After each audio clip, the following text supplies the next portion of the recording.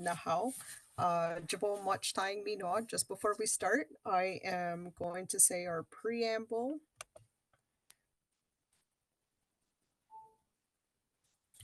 Nahau. Good way one gazette the Nishnabe.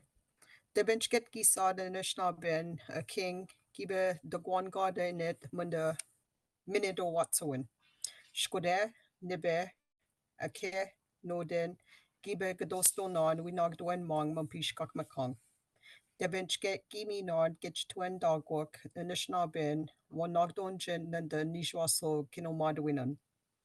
Zagid win, Deboy win, Manadin mo win, the Baka win, the Badindas win, Quikwatsa win, Mino Akade win. The bench get Gimin go na, Debinawe, we knocked the wind win. Gamanadin da na garbage book, Minwa no go make wa book, Mina gabe one is book. Na how? So thank you again for attending all these sessions. It's been lots of learning the last couple of evenings. Really enjoyed our time with like spent together and learning Nahau. So this is our last session. So I will pass it on to Mr. Eric Minwa. Chamigwach. Ani. So maybe before we start, I'll check in with Peyton and see how your shaker turned out if it's all dry. Well, turned out pretty well. Feels the same as like the normal stuff, so I think it's like fully dried and stuff. So should work out. I just turned the hair dryer on it for half an hour. So sometimes they can feel dry, but just remember after you fill it that they do take a little bit longer to fully dry still. So maybe after we fill it today, just let it rest for another day. Just to be careful with it because they might feel fully dry, but they can still be a little bit damp inside still. I'll just be careful with that. But they should be dry enough to kind of take the sand out and to start the next step. So I'll talk a little bit about what we're doing today. So today we should have a shaker here, and it should be somewhat fully dry, almost dry. So we're gonna take the sand out, and we're gonna put the stuff inside of it to create that noise of that shishi one. And then after that we'll do the finishing touches, and if you guys have any paint or any decorations you want to do to your shaker to personalize it, then you guys can feel free to do that. So we'll do that for the first bit, and then like the other days maybe we'll take another break on the hour, and then I'll share the story of the shaker at the end, and that kind of ties together with the start of the creation story as well. Now, so I'll start. So just like yesterday, I told you guys not to tie a tight knot on it, because we're gonna undo this, and we're gonna reuse this because we have limited sinew unless you brought your dental floss with you. So you can untie it, and then you'll take all the sinew off the handle there.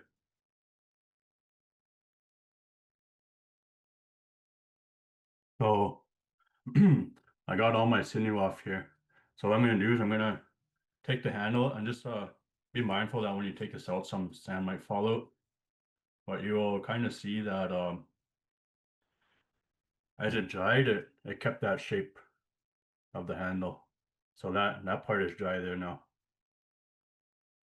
And you're just gonna put all your sand back in the bag or the box, and sometimes just kind of might just have to hit it, or maybe put a little pencil or something in there to kind of loosen up the sand and to get it out. And this part may take a little bit because you you want to make sure you can get out as much sand as you can, because there might be a little bit of sand that is kind of stuck to the shaker. So you just get as much of it as you can. Sometimes all of it might not come out. That's okay. And so you can do that, and then sometimes you can kind of like tap it or hit the shaker, and it'll start to come out too. And if you are tapping it, just be careful in case it might not be fully dry, and you might end up squishing your shaker.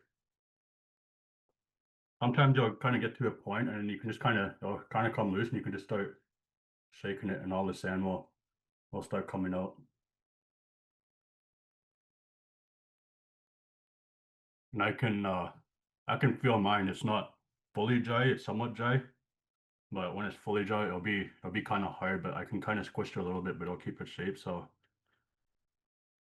that just shows it's not fully dry yet, but it's dry enough to work with today.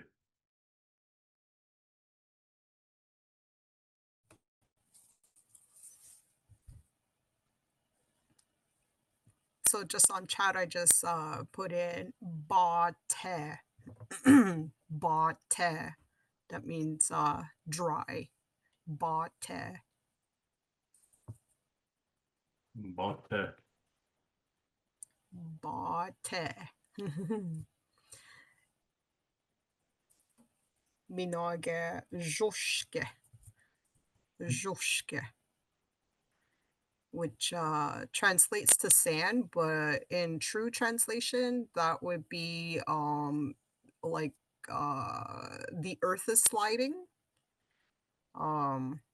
Because the earth, like the sand, it's so fine that when you like you try to grab some, it just slides off your hand. So żuszkbedeweke. Żuszkbede is that action word. Żuszkie. how is your sweetgrass basket looking today? My wingash kokamanagas on gigish don. So like I did finish it. Let me just take my blur off so that I can show. Oh, so there's the inside binging.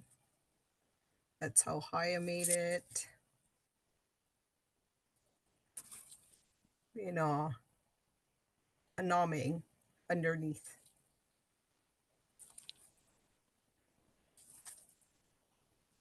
Looks good.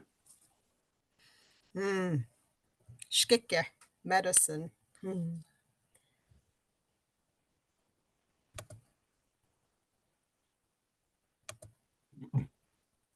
So when Peyton finishes up, just let me know and we can move on to the next part. Oh, Zephyr is here. Well, maybe I'll explain to Zephyr what we're doing right now. Now how? We just started a few minutes ago, but so what I explained is so your shaker should be almost fully dry now, but just be cautious with it. It might feel fully dry, but on the inside it might be a little bit damp still. So when you're working with it today, just be careful, like if you're tapping it to get the sand out or something like that, or if you're hitting it or something to get the sand out, just be cautious with it, because you might squish it because it's not fully dry yet. But they should be dry enough to work with though today, to hold a shape. So I so I'll kind of show what it looked like before. So the handle was in like this before, and the sinew was wrapped around it. So what you're gonna do is you're gonna untie that sinew, and you're gonna take the sinew off, and we're gonna reuse that sinew after.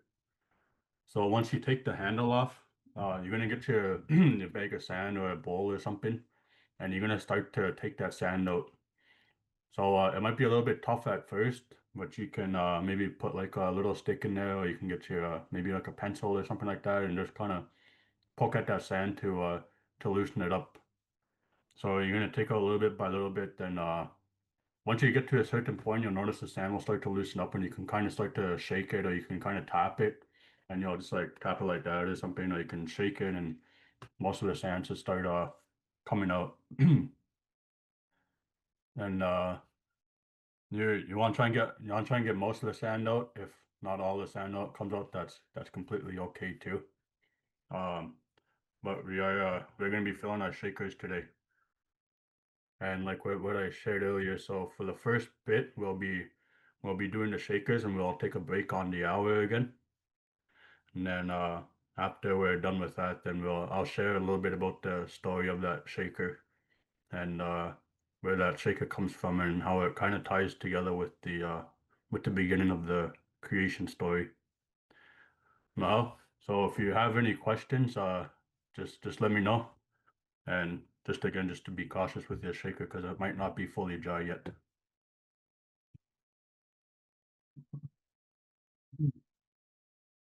So maybe while Zephyr's doing this, and before we move on to the next part, I'll just talk about the shaker a little bit. Like I said at the first session, everybody has different teachings, and these are just the teachings that I was given. And I find a few questions I usually get asked is about birthing the shaker. I don't really know anything about that. But the only thing I really know about that kind of stuff is when we make a new like ceremonial like a ceremonial piece or a ceremonial item, it's kind of like activated in a way. So it calls that spirit into it. And the way I was told to do that is just as simply as using it when you're done.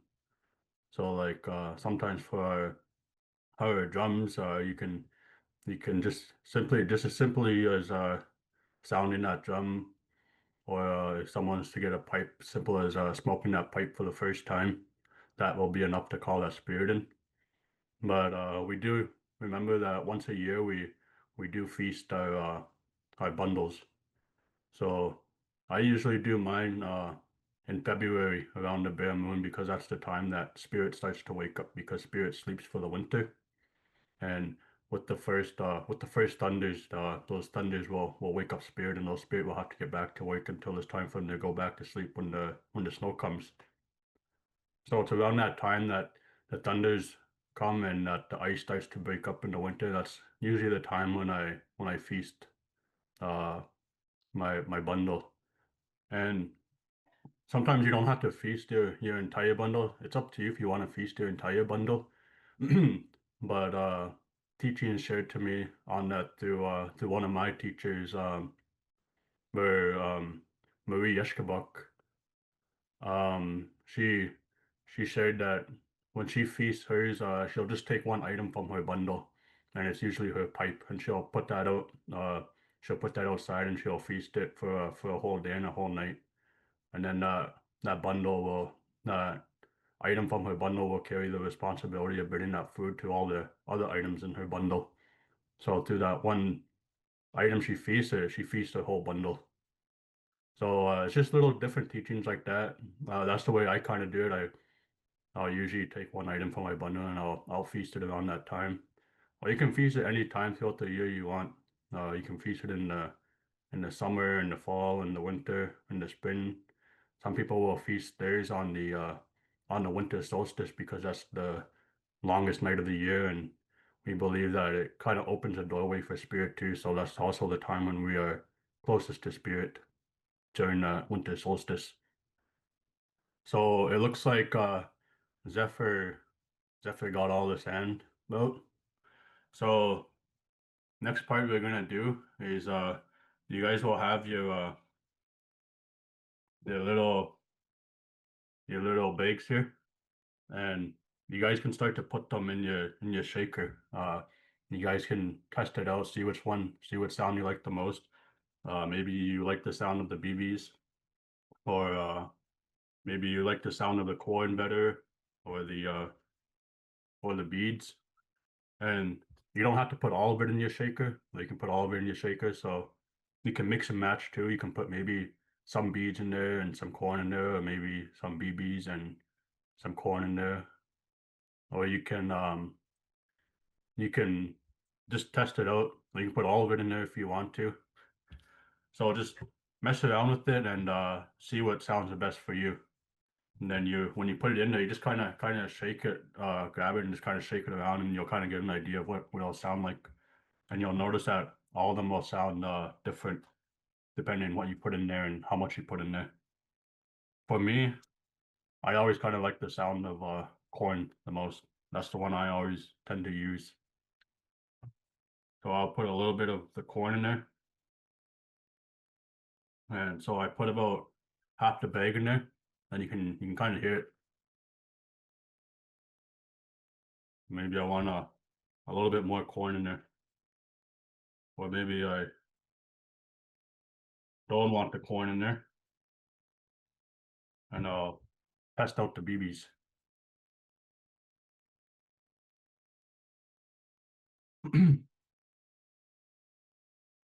And Zephyr, just like I shared with Peyton earlier, before you came on, these might not be fully dry yet. So after we finish them today, maybe let them sit for another day, and by tomorrow around this time they should be fully dry.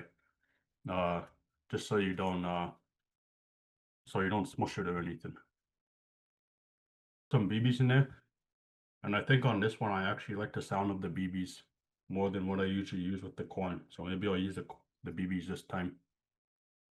But don't be afraid to take your time with it. Test each one out. Test out different amounts of each one, or mix in each ones. But I think this is the one that sounds the best for me.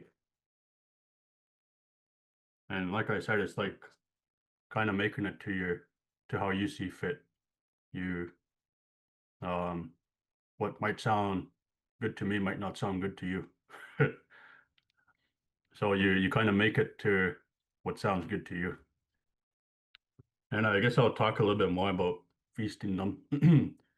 So when we're feasting them, it could be as simple as maybe putting a strawberry on it, or you just put your finger in water and just wet your finger. You just kind of rub that on it a little bit. Or you can maybe get a little feast dish, just a little bit of food. When we're feasting this, we don't need a lot of food to feast our bundle items, because spirit doesn't eat as much as we do. So it could be like that. You can make a little bowl of maybe say berries and rice or something, and corn or meat, and rub a little bit of water on it, and you can let it sit there overnight or for a day. But we don't need a lot of food to feast our bundle items, because spirit is kind of different from us. But in the same time, spirit is the same thing as us, because we are spirit. So when we're living here, we have our physical bodies that we have to take care of, and our bodies will use they'll use a lot of energy even when you don't think you're burning energy. Even something simple as sleeping, you burn a lot of energy from sleeping. Or even when you eat food, your body needs to digest that, and your body will burn energy digesting that food. So we burn a lot of energy, and how we get that energy is from our food. So we need a lot of food, but spirit doesn't have that physical vessel like we do. So spirit doesn't need a lot of food, so they don't get hungry very, very often, but they do get hungry.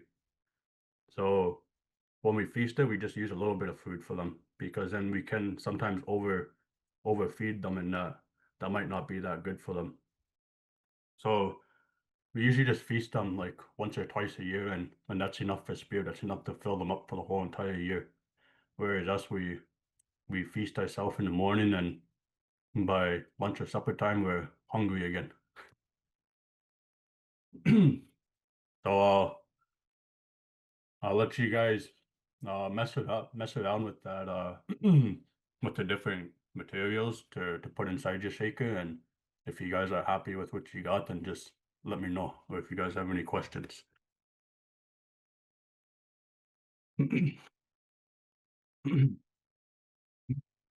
What would be the word for feasting? Or would that be the same thing as eating?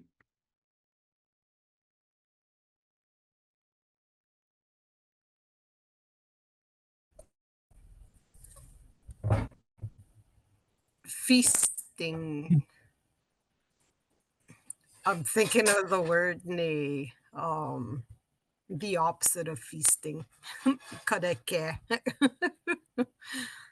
But kadeke is fasting, so you're not eating. That would be the opposite of feasting would be mo. Yeah.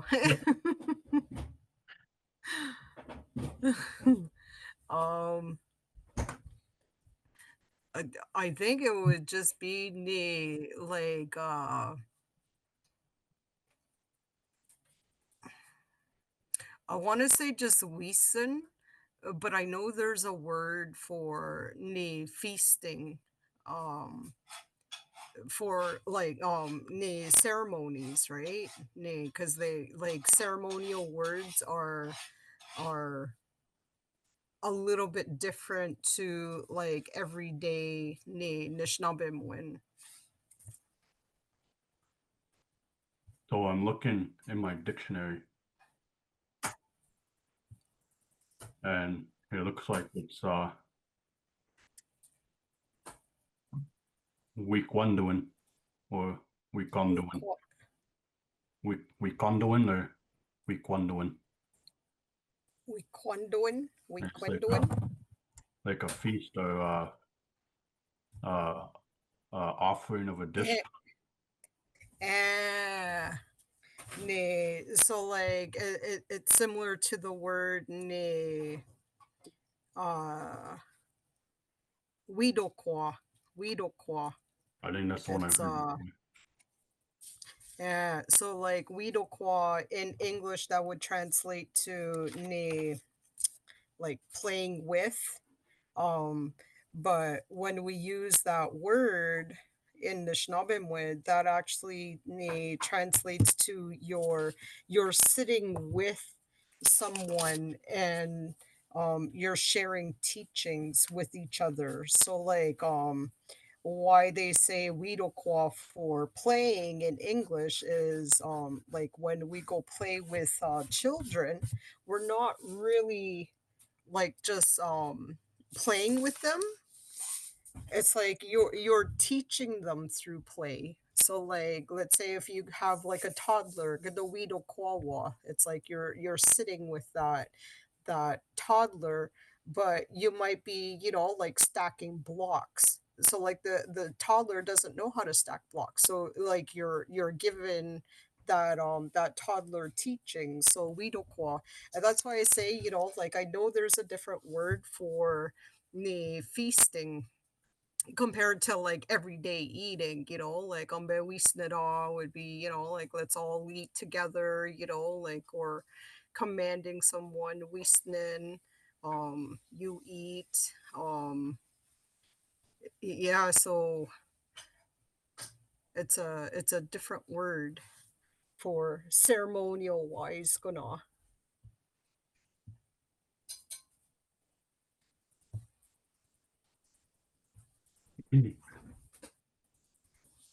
Week one doing, yeah. So while you guys are still testing them out, maybe I'll share a little bit more. So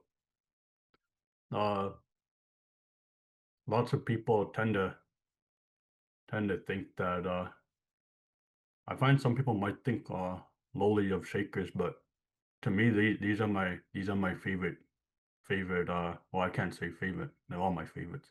But I really enjoy using shakers because the shaker is the one that came before the drum. This is like one of the first pieces that were given to the not just to Anishinaabe, but also to spirit.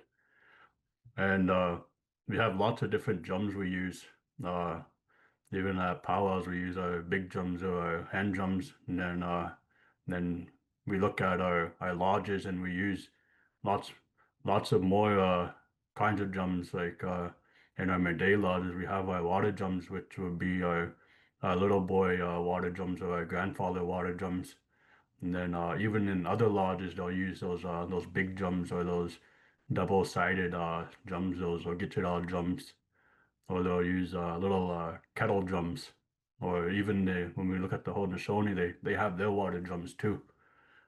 And but we have to remember that these shakers came before all of those drums. So these are the original, almost in a way, not like a drum, but they are the first one of the first things we received as Anishinaabe. And we can always make a shaker. We can always even simple as something like let me find something. This little pack of mints I have here, that could be a shaker because it makes that sound of a shaker. So like I said, like anything can be used as a shaker as long as you can get creative with it and you can think creative with it. I went to ceremonies before and I didn't have a shaker, but I had beads with me, so that's what I used. I used one of my containers of beads and I shocked that.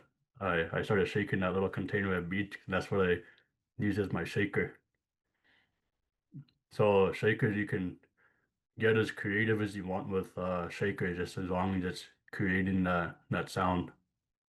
And like I said, there's lots of different kinds of shakers. When you start to travel, you'll see some of those kinds of shakers. Is those shakers that are made out of those tin cans, the rawhide shakers, the gourd shakers, the horn shakers. So there's lots of different things you can make them out of. And some people get really fancy and they'll bead their shakers and stuff like that, or they'll paint their shakers and they'll make them look really pretty. And that's just like what I said. You kind of make it you kind of personalize it to make it how you see fit, how what looks good to you and what sounds good to you, just like that one. It's painted shaker.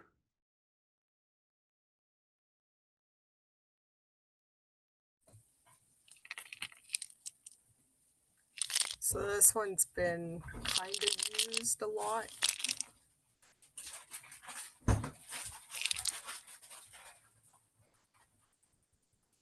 And even like that, you can put leather on your handle if you want, so it feels better in your hand. Or if you want to put hockey tape on it or something, if you're a hockey player.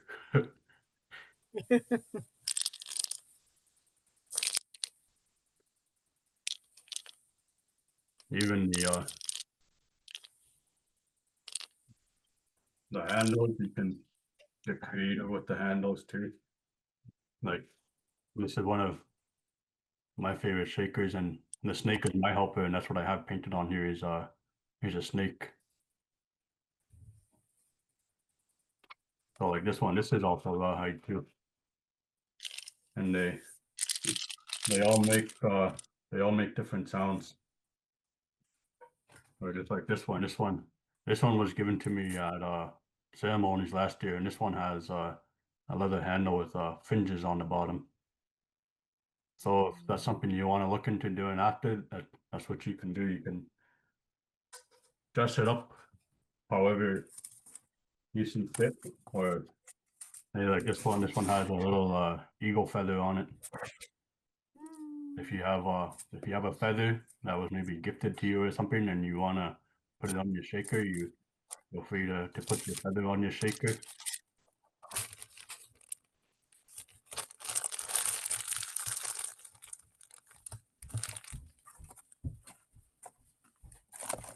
Or like even this one here, like the handle is kind of carved out right at the top there. So it kind of sits in my finger, then I can kind of I just kind of rock it back and forth. I know they'll kind of just stay sitting in my finger. And I kind of did the same thing with this one here. It's kind of harder to see, but this one is also carved out at the top too. So you can get it fancy as you want with your shakers.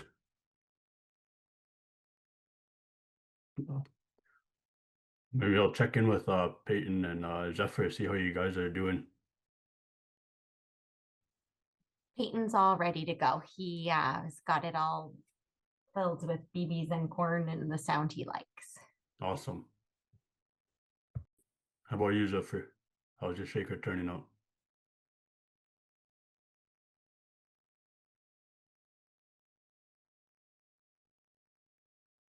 Looks like we're good to go. So maybe this will be the last part here, and then our shakers will pretty much be done unless you want to dress it up after. So in your kits, there's also this little tube of glue here. It's E6000. If you guys can grab that.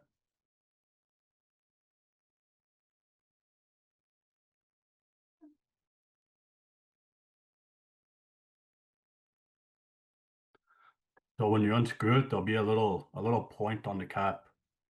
And what you do is you just kind of flip that cap upside down and you push it into the top of that tube, and it'll poke a hole in there with that little spike on top of the cap there.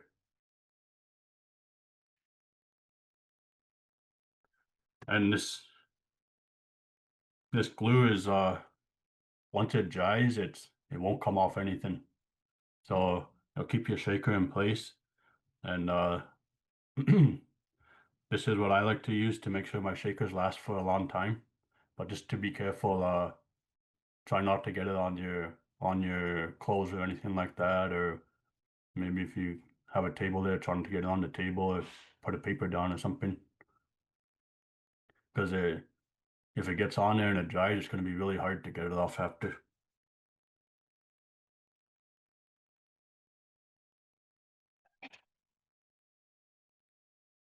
So all I do is I'll take a little bit, I'll put a little bit on the inside of the shaker where the handle is going to go. So I'll put a little bit on the inside. I'll put a little bit on the inside.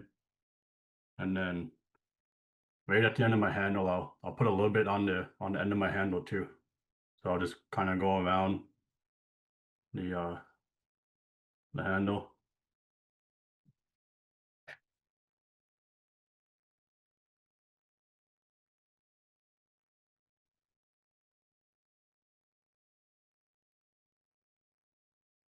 So now it's on the end of my handle, and it's and there's a little bit inside. So I put that handle back in like how we had it before, and I'll kind of spin the handle around a little bit, and it'll kind of like spread it around inside the shaker.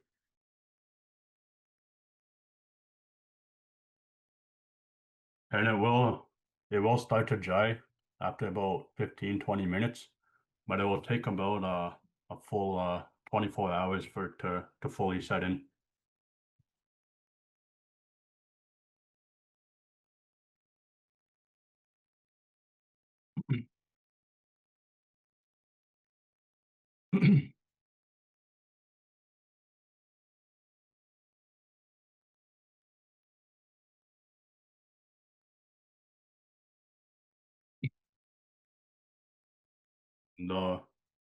So the stuff is called E6000, and it's kind of like an industrial strength glue, and we traditionally would have not had E6000. But as times move, we start to use more contemporary materials. And this is one that I find that works lots of my crafts when I don't want something coming apart.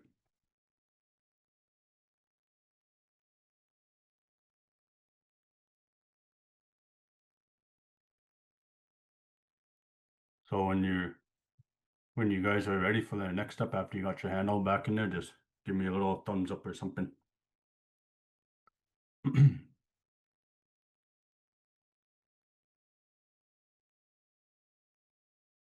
So it's Zephyr looks ready.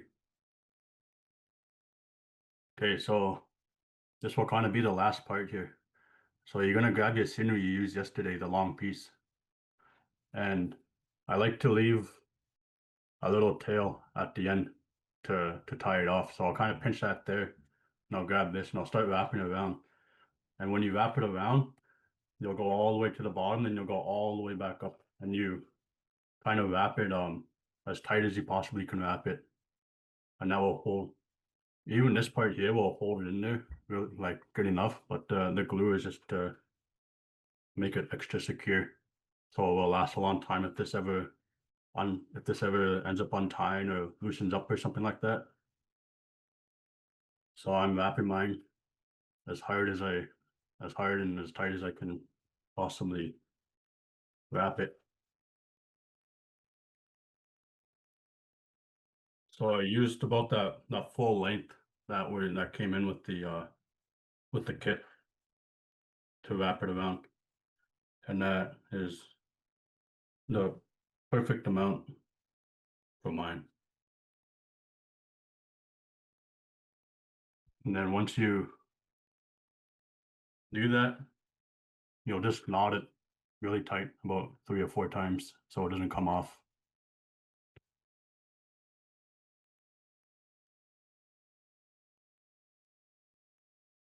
And then I snip the ends, and I grab my lighter, and I just burn the ends off.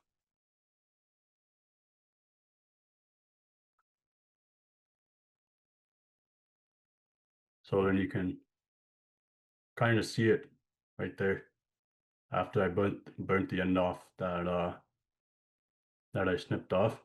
And when you burn the ends, it kind of melts it together too, so it all kind of secured and it won't ever untie. So like, even this is a pretty simple shaker, and you guys can see now that sometimes how much work can go into something like this. Sometimes it can take a few days or a few weeks to even create something like this. Or even if you're scraping your own rawhide, sometimes that is a whole process by itself too, and that can add on to the time. So now that you guys made this, you guys can see how much work goes into these things, and it's not something that can be done in a couple of minutes. It does take a while sometimes. But now mine is all ready to dry, and you can kind of get.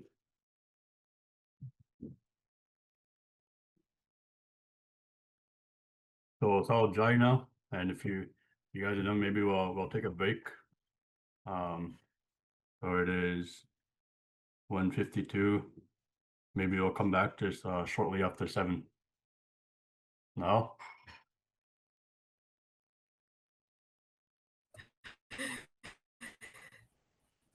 Shortly after 2. Oh, shortly after 2. 7. Shortly after 2.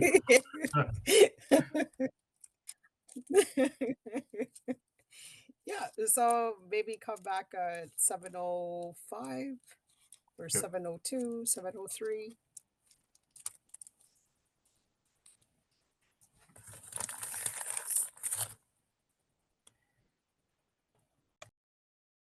Maybe we'll get started with the little story session. And if you want to pick out any words to translate in Snobby, feel free to. So this is kind of the story that was just like the story of the shaker, but it's also the story of the start of the creation story. So they say in the start there was nothing, and it was just darkness. And when we think of that darkness, the juggernauts will kind of interpret that darkness as something evil or something scary or something bad. But when we think of the darkness as in Anishinaabe, we think of something peaceful, because there is nothing there to disturb anything. It's calm and it's peace, just like when we are inside our mother's womb. So in the start, there was nothing except Creator, and Creator was suddenly woken up by a sound, and that sound was the Shishigwan. So so Creator was woken up by the sound of that Shishigwan, and he sat there, and his first thought was, I am alone. So he sent his thought out, and they say when Creator sent his thought out that it kind of shot out like a beam of light, and that went out there. So Creator started to think, and he started to send his thoughts out into the darkness. And after a while, they didn't hit anything, and they were just going out there forever. So Creator decided to call all of his thoughts back. And they say that when he called all of his thoughts back, that some of them left little traces or some of them didn't come back. And when we look into the sky and we see all the stars, that those were the thoughts of the Creator when he sent them out, and he shot out those little pieces of light.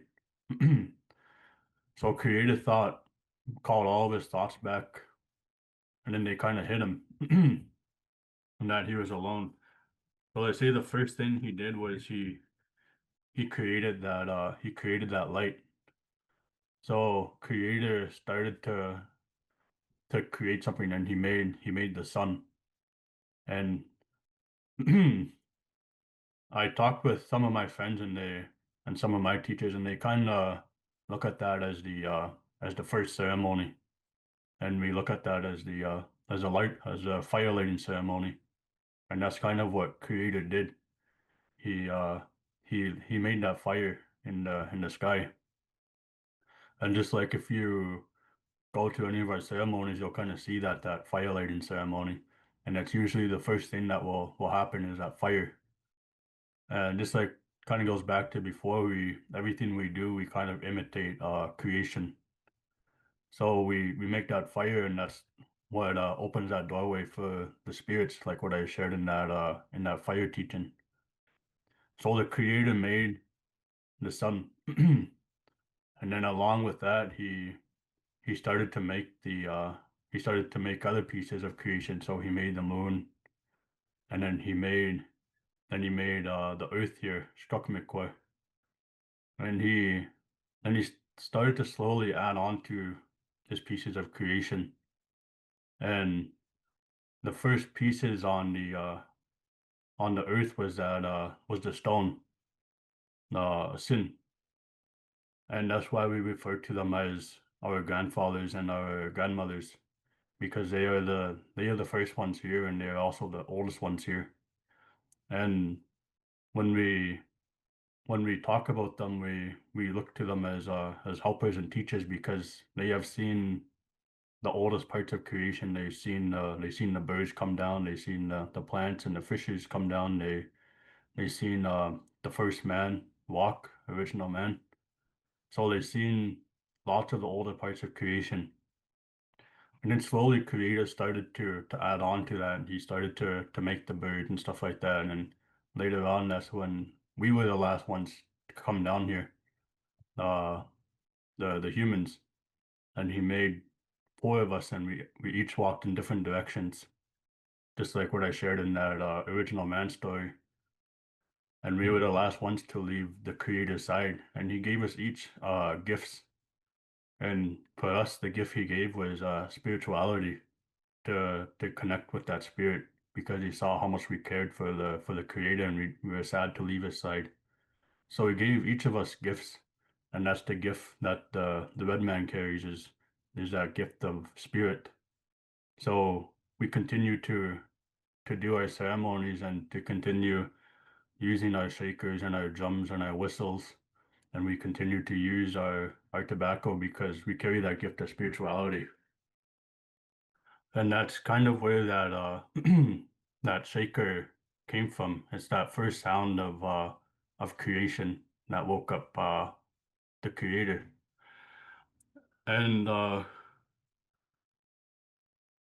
when they say it, that sound woke up creator, we kind of talk about that consciousness and that sudden like awake that happened.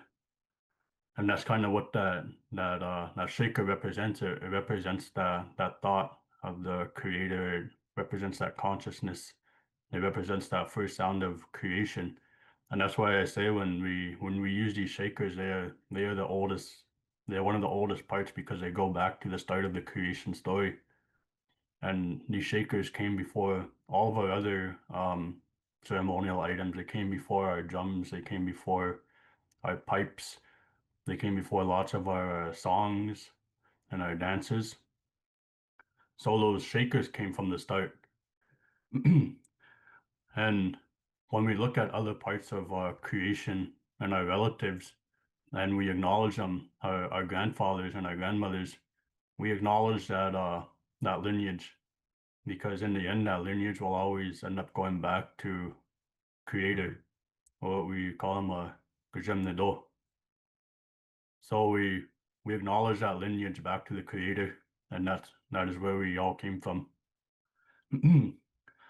And when the creator was suddenly woken up, they say that he was woken up from the darkness, and there is that heart in the darkness. That is what woke him up, and that is what the creator is made out of. He is made out of thought and heart, and we relate to that through creator because he says each side of him carries that masculine side and each side of him carries that feminine side. So that's how I kind of relate to the creator. I relate to the creator on that masculine side. So that's what I kind of refer to him. I refer to creator as a him, or as a man, because that's what I am connected to him through. I'm connected to him through those grandfathers. And that's the way I kind of look at the creator. Is he is not necessarily a man, he's not necessarily a woman, but at the same time the creator is kind of both of them, because he created the both of them, and he created the both of them with a purpose, because everything in creation was created with a purpose and a job to do, which ends up tying into lots of other stories of what those purposes and what those jobs are. And so that's a little bit about that start of that creation story, where that shaker came from and where that first sound came from.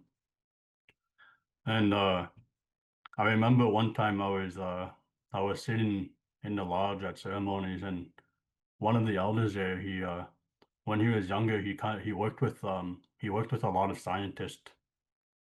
And I think might have been back in the early 90s or something like that. He was working with scientists out in Manitoba, and they were kind of breaking down like all these particles and stuff like that. I'm not too sure what it was. I'm not a scientist. But anyway, so he was sitting with lots of those scientists because he kind of did lots of the work in that science field as well himself. And so the scientists ended up making this discovery, and they were kind of researching the Big Bang at the start, as what we were taught in school is the start of the universe is that Big Bang, whereas the sudden explosion and sudden light that kind of shot everything out in all the directions. And what the scientists found out when they were researching Big Bang, they found out the first sound that came from that Big Bang, and And what they said that sounded like was actually the sound of the shaker. So even the scientists spent all these years researching that, and just to come out with it on paper that that first sound of creation was the Shishu one. But the Anishinaabe always knew that was the first sound of creation. We didn't need to research and to pull all these things apart, because that is what Spirit told us. And when we look at the teachings that come from Spirit, just like that eagle that represents the truth, we know that all the teachings that are given to us through Spirit is the truth, because the Spirit won't lie to us. The Spirit will only do what we ask of Spirit. And it may trick us and it may do funny stuff, but the Spirit won't lie to us. And that's what we learned as Anishinaabe, that the Anishinaabe has always known the truth from the start. And that is the first sound of creation, is that Shishu one. So I'll kind of end it with that. Then maybe I'll pass it on to the participants or anybody else that wants to share anything.